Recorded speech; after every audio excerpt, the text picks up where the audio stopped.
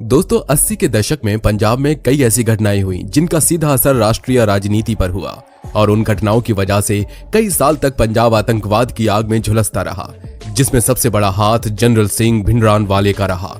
ऐसा क्या था उस 37 साल के युवा में कि सरकार को उसके सफाई के लिए सेना भेजनी पड़ी। आज की पीढ़ी जो गूगल के दौर में जवान हुई है, उनके लिए जनरल सिंह भिंडरानवाले एक रहस्यमयी किरदार हो सकता है, क्योंकि 37 साल पहले भारत के इतिहास में ऐसा सियासी पन्ना लिखा गया था जिसकी मोटी कीमत देश को चुकानी पड़ी थी। आज हम जानेंगे ऑपरेशन ब्लू स्टार को क्यों अंजाम दिया गया और कैसे एक साधारण सिख युवक भारत सरकार के लिए परेशानी का सबब बन गया, और क्यों पहले कांग्रेस ने हवा दी फिर उसी को खत्म किया। भिंडरानवाले के उदय से अंत की कहानी आपके रोंगटे खड़े कर देगी। दोस्तों आज से 37 साल पहले जून के पहले सप्ताह में अमृतसर के स्वर्ण मंदिर में जो वाकया हुआ था वो आजादी के बाद भारतीय इतिहास के सबसे सियासी पन्ने के रूप में आज भी दर्ज है। वो ऐसी घटना थी जिसने पूरे भारत को झकझोर कर रख दिया था। जनरल सिंह भिंडरानवाले की मौत के साथ ऑपरेशन ब्लू स्टार सफल रहा था, लेकिन उसकी बड़ी कीमत आगे चलकर देश को प्रधानमंत्री इंदिरा गांधी की शहादत के रूप में चुकानी पड़ी थी।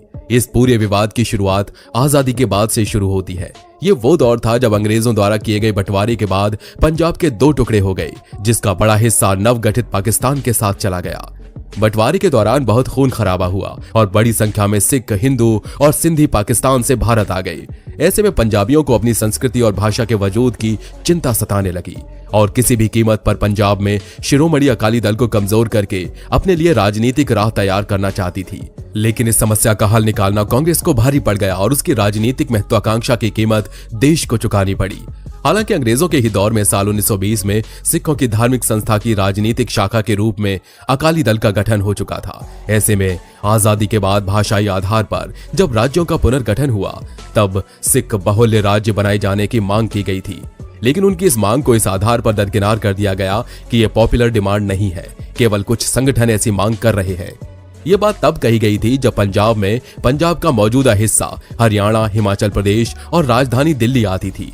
ऐसे में सिखों की संख्या हिंदुओं के मुकाबले कम थी। सिखों का मानना था कि पंजाब के संसाधनों पर पहले पंजाबियों का हक है। इस पूरी घटना के केंद्र में जनरल सिंह भिंडरानवाले था, जिसका ताकतवर होना कांग्रेस की उस सोच का नतीजा था। तो चलिए विस्तार से जानते हैं कौन था भिंडरानवाला, कैसे उनका उदय हुआ। दोस्तों जनरल सिंह भिंडरानवाले का जन्म 2 जून 1947 को रोडे गांव में हुआ था। उसका नाम जनरल सिंह ही था। जब वो सिख धर्म और ग्रंथों की शिक्षा देने वाली संस्था दमदमी टकसाल का अध्यक्ष चुना गया तो उसके नाम के साथ भिंडरानवाले जुड़ गया। जब भिंडरानवाले को दमदमी टकसाल का अध्यक्ष चुना गया था तब उसकी उम्र 30 साल के आसपास थी। दमदमी टकसाल की कमान संभालने के कुछ ही महीनों बाद भिंडरानवाले ने पंजाब में उथल पुथल पैदा कर दी थी। 1973 के आनंदपुर साहब में पारित इस प्रस्ताव को हर किसी ने भुला दिया था, लेकिन इसे साल 1982 में फिर से हवा जनरल सिंह भिंडरानवाले ने दी। पारंपरिक रूप से सिखों का मानना है कि गुरु ग्रंथ साहब 11वें और आखिरी गुरु हैं जो अनंत काल तक बने रहेंगे। गुरु गोविंद सिंह के बाद और कोई इंसान गुरु का पद ग्रहण नहीं कर सकता। निरंकारी सिख इस बात को नहीं मानते हैं। कहा जाता है कि 13 अप्रैल 1978 को अकाली कार्यकर्ताओं और निरंकारियों के बीच हिंसक झड़प हुई। इस झड़प में 13 अकाली कार्यकर्ताओं की मौत हो गई। इसके बाद रोष दिवस मनाया गया जिसमें जनरल सिंह भिंडरानवाले ने हिस्सा लिया। भिंडरानवाले ने पंजाब और सिखों की मांग को लेकर कड़ा रवैया अपनाया। वो जगह जगह भड़काऊ भाषण देने लगा। 1975 में इंदिरा गांधी ने देश में आपातकाल लगा दिया था, जो कि 1977 तक लागू रहा। इसके बाद हुए चुनावों में कांग्रेस को हार का सामना करना पड़ा और देश में जनता पार्टी की सरकार बनी। पंजाब में भी सत्ता कांग्रेस के हाथ से निकलकर अकाली दल के हाथ में आ गई। पंजाब में अकाली दल सत्ता हासिल करने के बाद ज्यादा हावी होने लगा। ऐसे में उसे काटने के लिए कांग्रेस को एक ऐसे नेता की जरूरत थी जो अकालियों का विरोध कर सके। ऐसे में पंजाब के पूर्व मुख्यमंत्री ज्ञानी जैल सिंह की सलाह पर संजय गांधी और इंदिरा गांधी ने ऐसे व्यक्ति की तलाश करना शुरू कर दिया जिसका व्यक्तित्व करिश्माई हो और जिससे कि सिख अकाली दल की ओर न जाकर उसकी तरफ आए। कांग्रेस की यह तलाश जनरल सिंह भिंडरानवाले पर आकर खत्म हुई। इसके बाद कांग्रेस ने भिंडरानवाले को पंजाब की धार्मिक राजनीति में बढ़ावा देने के लिए हर तरह की मदद की। भिंडरानवाले ने गुरुद्वारा प्रबंधक कमेटी में अपना उम्मीदवार खड़े करने शुरू किए। उन उम्मीदवारों का कांग्रेस ने समर्थन किया। इस तरह कांग्रेस ने भिंडरानवाले की पंजाब और सिखों के बीच मजबूती से पैर जमाने में मदद की। जनता पार्टी की सरकार के गिरने के बाद 1980 में फिर से चुनाव हुए। तब पंजाब में एक बार फिर कांग्रेस की सरकार बनी। ऐसे में दरबारा सिंह मुख्यमंत्री बने तो उन्होंने कहा कि भिंडरानवाले को रोका जाए और दबाया जाए, लेकिन कांग्रेस नेतृत्व इसके पक्ष में नहीं था। ऐसे में भिंडरावाले का प्रभाव बढ़ता चला गया। 1980 में भिंडरावाले और उसके समर्थकों पर निरंकारी बाबा गुरबचन सिंह की हत्या का आरोप लगा। इसके बाद 1981 में भाषा का मुद्दा जनगणना के दौरान अहम हो गया।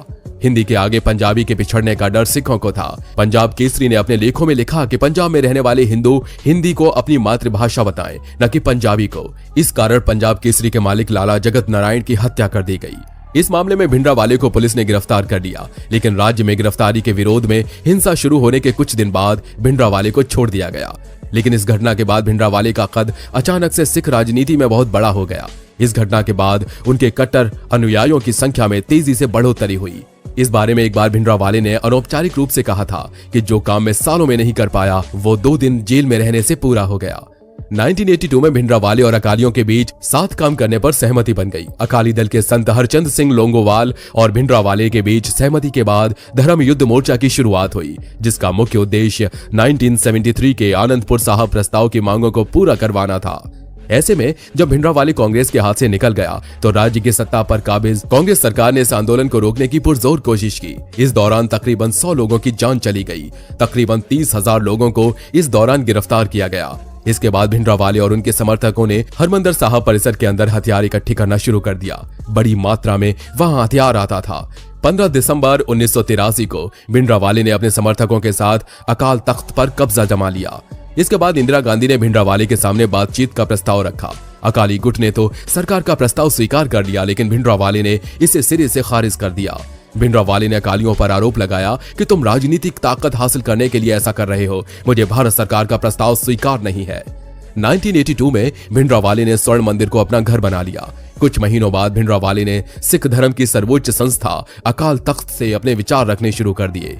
पंजाब में बढ़ती हिंसक घटनाओं को रोकने के लिए भिंडरावाले को पकड़ना बहुत जरूरी था। इसके लिए इंदिरा गांधी की सरकार ने ऑपरेशन ब्लू स्टार लॉन्च किया। इस ऑपरेशन के सैनिक commander major general K S. Brar का कहना था कि कुछ ही दिनों में खालिस्तान की घोषणा होने जा रही थी और उसे रोकने के लिए इस ऑपरेशन को जल्द से जल्द अंजाम देना जरूरी था। 1984 में ऑपरेशन ब्लू स्टार शुरू किया गया। 1 जून से ही सेना ने स्वर्ण मंदिर की घेराबंदी शुरू कर दी। पंजाब से आने जाने वाली रेलगाड़ियों को रोक दिया गया, बस सेवाएं रोक दी गई, फोन कनेक्शन काट दिए गए और विदेशी मीडिया को राज्य से बाहर जाने को कह दिया गया। 3 जून 1984 को पंजाब में कर्फ्यू लगा दिया गया। 4 जून की शाम से सेना ने गोलीबारी शुरू कर दी। अगले दिन सेना की बख्तरबंद गाड़ियां और टैंकर भी स्वर्ण मंदिर पर पहुंच गए। भीषण खून खराबा हुआ। 6 जून को भिंडरावाले को मार दिया गया। स्वर्ण मंदिर पर केंद्र सरकार की इस कार्रवाई का देश भर में विरोध हुआ। सिख समुदाय ने इसकी आलोचना की। कांग्रेस में भी फूट पड़ गई। इस कार्रवाई में आम लोगों की मौत के विरोध में कैप्टन अरविंदर सिंह समेत कांग्रेस के कई नेताओं ने इस्तीफा दे दिया। कई सिख लेखकों ने अपने पुरस्कार लौटा दिए। सरकारी आंकड़ों के मुताबिक इस ऑपरेशन में 83 सैनिक शहीद हुए थे और 249 घायल हुए थे। वहीं 493 चरमपंथी या आम नागरिक मारे गए थे और 86 लोग घायल हुए थे और 1592 लोगों को गिरफ्तार किया गया था। और इस ऑपरेशन के 4 महीने बाद ही 31 अक्टूबर 1984 को प्रधानमंत्री इंदिरा गांधी की हत्या उनके 2 सिख बॉडीगार्ड्स सतवंत सिंह और बेअंत सिंह ने कर दी। इंदिरा गांधी पर इतनी गोलियां चलाई गई थीं कि उनका शरीर शत विक्षत हो चुका था। इंदिरा गांधी की हत्या के बाद देश भर में सिख विरोधी दंगे भड़क गए। सरकारी आंकड़ों के मुताबिक अकेले दिल्ली में ही 2733 सिखों को मौत के घाट उतार दिया गया। वहीं देश भर में 3350 सिख मारे गए थे। ऐसा आरोप लगा था कि इन सिख विरोधी दंगों को कांग्रेस नेताओं ने ही हवा दी थी। 23 जून 1985 को कनाडा के मॉन्ट्रियल से लंदन जा रही एयर इंडिया की फ्लाइट को हवा में ही बम से उड़ा दिया गया। इससे विमान में सवार सभी 329 यात्रियों और क्रू मेंबर्स की मौत हो गई थी। बब्बर खालसा ने इस हमले की जिम्मेदारी लेते हुए इसे भिंडरावाले की मौत का बदला बताया था। 10 अगस्त 1986 को ऑपरेशन ब्लू स्टार को लीड करने वाले पूर्व सेना प्रमुख जनरल A.S. वैद्य की पुणे में हत्या कर दी गई। दोस्तों, ये थी ऑपरेशन ब्लू स्टार की पूरी कहानी। इस पर अपनी राय दें और वीडियो पसंद आई हो तो लाइक और चैनल को सब्सक्राइब जरूर कर लें।